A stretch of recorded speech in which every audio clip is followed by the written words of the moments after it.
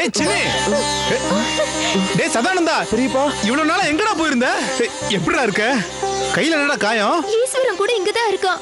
அவங்கிட்ட இருந்து இவர்தான் என்ன காப்பாத்தினாரு. அப்படியா? நான் செய்ய வேண்டிய வேலையை நீ செஞ்சுடா. ரொம்ப சந்தோஷமா இருக்குடா. தேவியும் பார்வதி அம்மாவும் எங்க இருக்காங்க? ஏய் சின்னி, இவங்களை உனக்கு முன்னாடியே தெரியுமா? பஸ் தவற விட்டுட்டு இடம் தெரியாம எங்க வீட்டுக்கு வந்தாங்க. சண்டிபுரத்துல எங்க வீட்டுல தான் தங்கி இருந்தாங்க. இவருதான் எங்க பெரியப்பா சின்னி. தேவி என் தங்கச்சி, பார்வதி அம்மான்னு சொன்னியே அவங்க எங்க பெரியம்மா. டேய் சதானந்தா, முதல்ல உட்காரு. ஆமா என்னடா உன் கதை? நம்ம டிப்போ ஸ்டார்ட் பண்ணி ஒரே வாரத்துல காணாம போயிட்ட. இப்ப என்னடான்னா சாமுண்டிப்பேட்டையில இருக்க. உனக்கு என்னாச்சோ ஏதாச்சோ நாங்கெல்லாம் பதறி போயிட்டோம் தெரியுமா? எல்லாத்தையும் சொல்றேன் பெரியப்பா. உங்ககிட்ட நிறைய பேச வேண்டியது இருக்கு. அம்மா எப்படி இருக்காங்க? உனக்கு என்னாச்சோன்னு தெரியாம கவலையில இருக்காடா. என்ன ஆறுதல் சொல்லியும் அவளுக்கு தைரியப்படுத்த முடியல. ஏன்டா அழுகுற? அழாத. இப்ப சந்தோஷப்படுற நேரம்டா இது. எல்லாரும் ஒண்ணு சேர்ந்துட்டோம். சின்னியும் கிடைச்சிட்டா, நீயும் வந்துட்ட. உன் பெரியம்மாவுக்கு பார்வை வந்துருச்சுடா.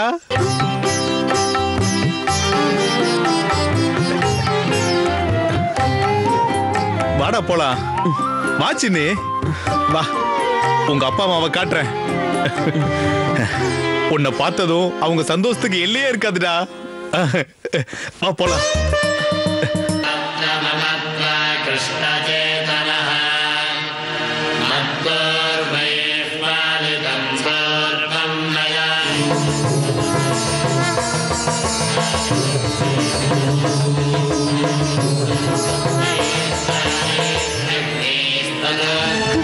அம்மா, அப்பா வராரு.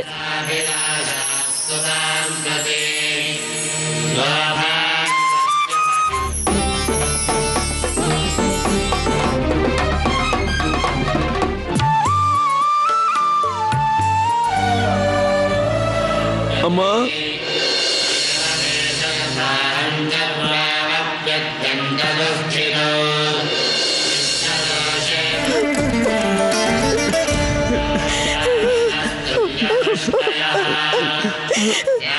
அம்மா சதானந்தா,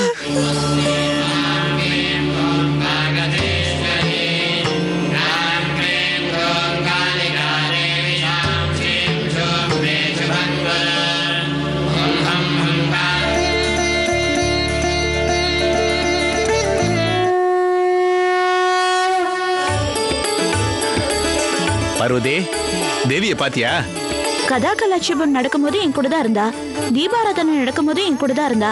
இங்கதான் கோயிலுக்குள்ள எங்கேயாவது இருப்பா. அது என்னமோ தெரியல பார்வதி. கொஞ்ச நேரத்துக்கு முன்னாடிதான் உனக்கு பார்வை வந்தது. அதே மாதிரி எனக்கும் புது வாழ்க்கை கிடைச்ச மாதிரி இருக்கு. ஒரு விதத்துல எல்லாமே புதுசா தானே இருக்கு. எனக்கு ரொம்ப சந்தோஷமா இருக்கு. வரம் கொடுக்கிற சக்தி எனக்கு இல்ல. ஆனாலும் உனக்கு என்ன வேணுமோ கேளு. எல்லாத்தையும் ஒரே தடவை பேசி செலவு பண்ணிடாதீங்க. பேச்ச செலவு பண்ணா சண்டை தான் வரும். உங்க அப்பா கிருஷ்ணாவோட வேதாந்த புத்தகத்துல இது எத்தனாவது அத்தியாயம்? 16ஆ? என்ன பேசினாலும் உனக்கு புரிய மாட்டேங்குது. எதுக்குங்க இப்ப எங்க அப்பா இழுக்குறீங்க?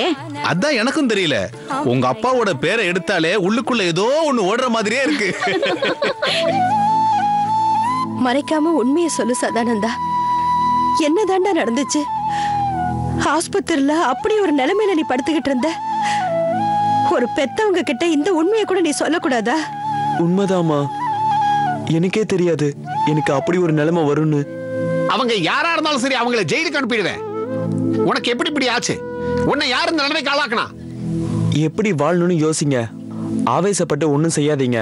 முகத்தை பாருங்க, இப்படி பண்ணிக்கிட்டீங்க. நான் பெரியம்மா கிட்ட போறேன். அவங்களுக்கு பார்வை வந்தோடனே என்னதான் பார்க்கணும்னு நினைச்சாங்களாம்.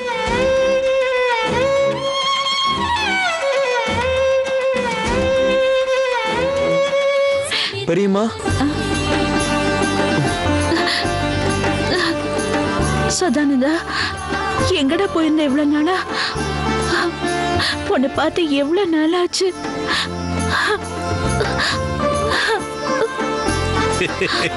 பார்வதி, அவன் என்ன சந்திர மண்டலத்துக்கா போயிட்டு வந்திருக்கான். வீட்டுக்கு போய் எல்லாம் நிதானமா பேசிக்கலாம். எவ்வளவு நேரமா தான் இங்கே இருக்குது. வாசு, தேவிங்க எங்கேயாவது இருப்பா, போய் கூட்டிட்டு வா. சாயங்காலம் பஸ்ஸுக்கு கிளம்பணும். அப்புறம் கூட்டம் அதிகமாயிட போகுது. அண்ணா, இன்னைக்கே போறோமா? இல்லடா, இங்கே ஒரு போட்டோ கடை வச்சு தர்றேன். பக்தர்கள் வந்து 5 ரூபாய் தான் சொல்லி வியாபாரம் பண்ணிக்கிட்டு. சண்டிபுரத்துல இருந்தப்போ என் மனசுல எத்தனையோ கேள்விகள் இருந்தது. அதுக்கெல்லாம் எனக்கு பதில் வேணுமா? சண்டிபுரத்துல அராஜகம் முடிஞ்சிருச்சு இல்லையா? நடக்க போறது எல்லாமே உனக்கு முன்னாடியே தெரியும் இல்லம்மா. அதுக்கப்புறமும் ஈஸ்வரன் மாதிரியான ஆளுங்களை இன்னமும் எதுக்கு விட்டு வைக்கிற? அவன மாதிரியான ஆளுங்க இருக்கிற வரைக்கும் சின்னி மாதிரி அப்பாவிங்க பலியாயிட்டே இருப்பாங்க. பதவி பூர புண்ணியானாம் லிக்கிதே ஜென்ம பத்திரிகாம். அப்படின்னா போன ஜென்மத்துல தீர்க்கப்படாத மீதி உள்ள பாவங்கள் இந்த ஜென்மத்துல சாப விமோச்சனம் அடையணும். 80 வருஷங்களுக்கு முன்னால இந்த ஈஸ்வரன் மந்திரி வம்சத்தை சேர்ந்தவன். மந்திரி வம்சத்துல பிறந்த ஈஸ்வரனுடைய போன ஜென்மத்து பேரு சுமேரு சர்மா. அகங்காரம் அவனுடைய வாழ்க்கையே மாத்திடுச்சு. நவராத்திரி உற்சவங்கள், மகா சண்டி ஓமம்லாம் நடக்கும். சண்டி ஓமம் நடந்ததுனாலதான் இதுக்கு சண்டிபுரங்கிற பேரு வந்தது. முழுமையான ஸ்ரத்தையோட சரண் அடைஞ்சு பக்தி பூர்வமா தன்னையே ஒப்படைக்கும் போதுதான் மோட்சம் கிடைக்கும். மனுஷங்களுக்குள்ள சாமி வருங்கிற மூட நம்பிக்கையோட யாரும் இருக்க மாட்டாங்க. சங்கோட உத்தேசமும் இதுவாதான் இருக்கும், உலக நலன். 9 கஷேத்திரங்களுக்கு வரேன்னு வேண்டுதல் பண்ணது. உங்க அம்மாவுக்கு கண் பார்வை போனது. சாமினால கண் பார்வை வராதுன்னு உங்க அப்பா சொன்னது. இதனாலதான் சண்டிபுரத்துல நீங்க தங்க வேண்டியதாயிடுச்சு. எங்க அப்பா கூட உன்னோட சந்நிதியில தான் இருக்காரு. அப்படின்னா அவரோட கர்மசேஷமும் தீர்ந்துருச்சுன்னு சொல்றியாமா? ஏமா எதுவும் பேச மாட்டேங்கிற? காலம் எல்லாத்துக்கும் பதில் சொல்லும். வாழ்க்கையை நிர்ணயிக்கும். அதுதான் கர்மங்கள்.